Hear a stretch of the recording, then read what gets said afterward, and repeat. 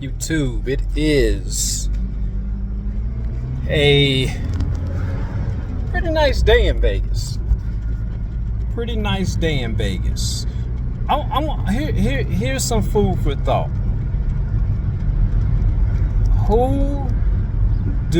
And I'm not going to talk about the girls.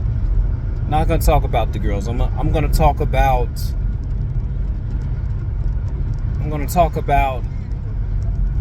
the boys, young men. Who do they look up to? Who do they look up to? I said this about. I told my wife. I said if I ever have children, they're not going to. They're going to play sports. They're going to play sports. They're going to be very good at sports. They're going to be good at music.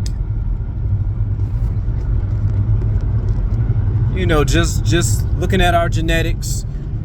But I said that's not what they're going to do. I've already made it up in my mind what they are and what they aren't going to do. I was at the gym today, and I went to a freestanding bench press,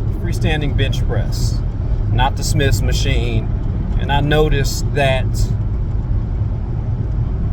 because they can't seem to secure the bolts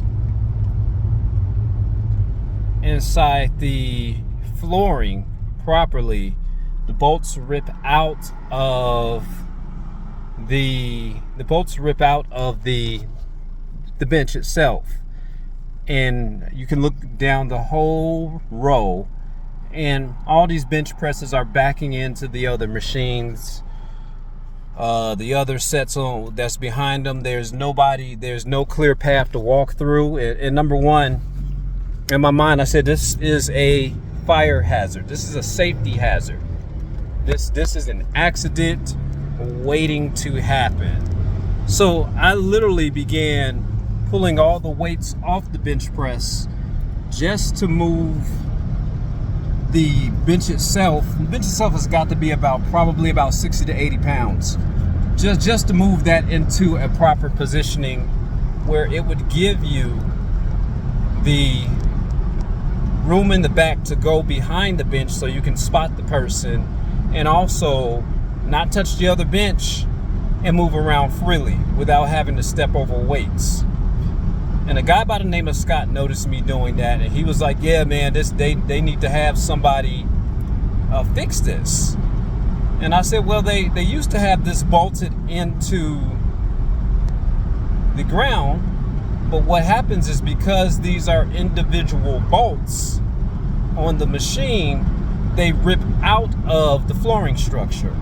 I said what would be helpful is if they have a whole entire strip going from the beginning of this bench all the way to the ending of that bench. A bracket. And I said, and what they should do is they should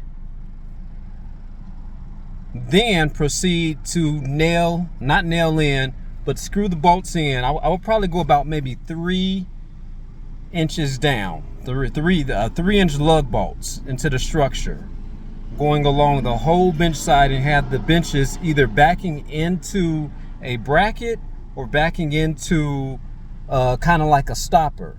And I said they'll never have this problem again. And the white guy whose name is Scott, he said, that's a great idea. That is a great idea. I used to run a company that, they would pay employees for ideas like this. And keep this in mind, I'm not a structural engineer, but I do have a brain about me. I have a very technical aspect about me. And I began to share some of my background with the client. Even though he sees me in a pool head, I said I actually own a pool company. I actually sit there and can do repairs at this level, and I said now if you see me, you're gonna see me cleaning, but I have the ability to sit down and have a very technical mind and say, hey, this is how this problem could be solved on an engineering level.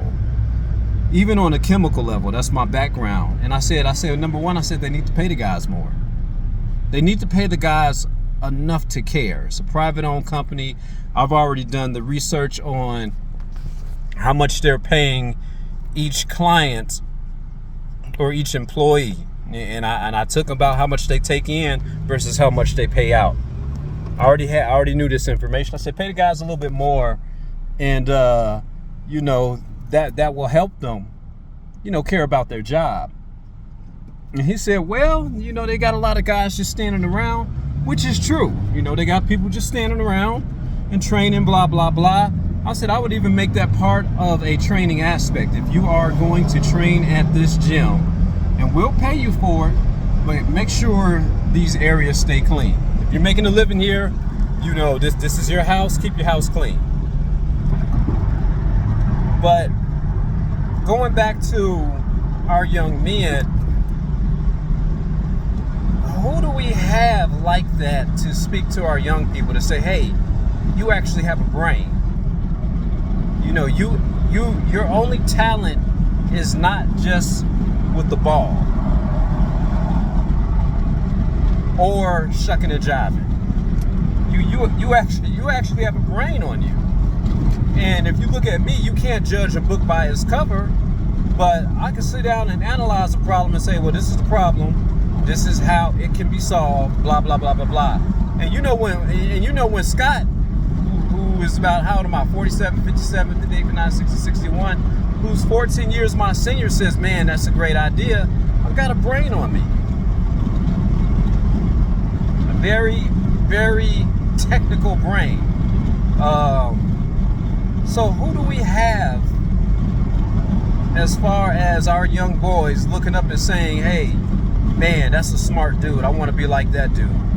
Instead of our entertainers, instead of our Kendrick Lamars, instead of our Drakes, instead of our ball players, we need more men to teach our young men how to think, how to problem solve, how to analyze a situation.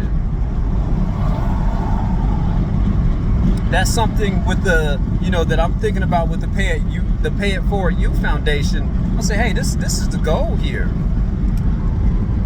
There's no way, if we're going to go to a traditional sense, and if women get back to having kids and raising the kids inside the house, we need a team of thinkers. It's kind of like when somebody told me, hey, we're going to go to school for coding. And I said, well, that's nothing but what we used to do when we were in, I was born in 78. So by the time 86 came along, all the computers had to be programmed. That was coding at its basic concept. Everything began with a DOS prompt, and they gave you a big old manual. So who do we have? Who do we have? It's like I'm really concerned about the generation of tomorrow. Let me know what you guys think in the comment section. Peace.